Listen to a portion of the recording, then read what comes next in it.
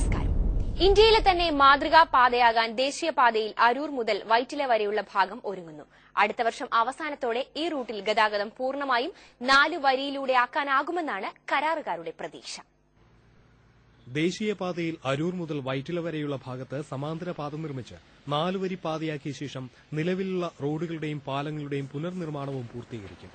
ഇതിനുശേഷം വൈദ്യുതീകരണം, സൌന്ദര്യവൽക്കരണം, ട്രാഫിക് അടയാളങ്ങളുടെ പുനഃക്രമീകരണം എന്നിവ നടത്തും. ഇതോടെ വൈറ്റില മുതൽ അരൂർ ബൈപ്പാസ് ജംഗ്ഷൻ വരെയുള്ള ദേശീയപാത ഇന്ത്യയിലെ തന്നെ മാതൃകാ ദേശീയപാതകളിൽ ഒന്നായി മാറുമെന്ന് national highway authority of India അധികാരികൾ കരുതുന്നു. അടുത്ത വർഷം ഏപ്രിൽ മാസത്തോടെ സമാന്തര പാതയുടെ പൂർത്തീകരണം സാധ്യമാക്കാൻ കഴിയുമെന്നാണ് കരാർ കമ്പനിയുടെ പ്രതീക്ഷ.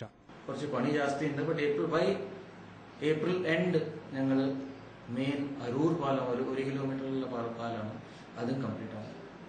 ഇതിന്റെ കൂടെ സൈമൾട്ടേനിയസ്ലി ഞങ്ങൾക്ക് പഴയ റോഡ്, എക്സിസ്റ്റിംഗ് റോഡുള്ളത്, അതിന്റെയും പണി ലേറ്റസ്റ്റ് ടെക്നോളജി പ്രകാരം ചെയ്യണം.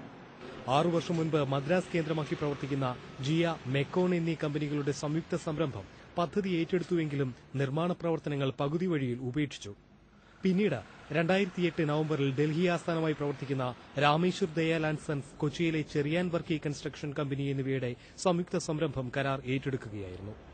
10 കിലോമീറ്റർ റോഡും 5 പാലങ്ങളും പൂർത്തീകരിക്കുന്നതിനോടൊപ്പം നിലവിലുള്ള പാലങ്ങളും റോഡുകളും പുനർനിർമ്മാണം ചെയ്യുന്നതും കരാറിൽ ഉൾപ്പെടുത്തിയിട്ടുണ്ട്. 2010 തന്നെ ഗതാഗതം പൂർണ്ണമായും 4 വരിയിലൂടെ അനുവദിക്കാൻ കഴിയുമെന്ന പ്രതീക്ഷയിലാണ് കരാറുകാരും ദേശീയപാത അധികാരികളും. മനോരമ ന്യൂസ്, കൊച്ചി.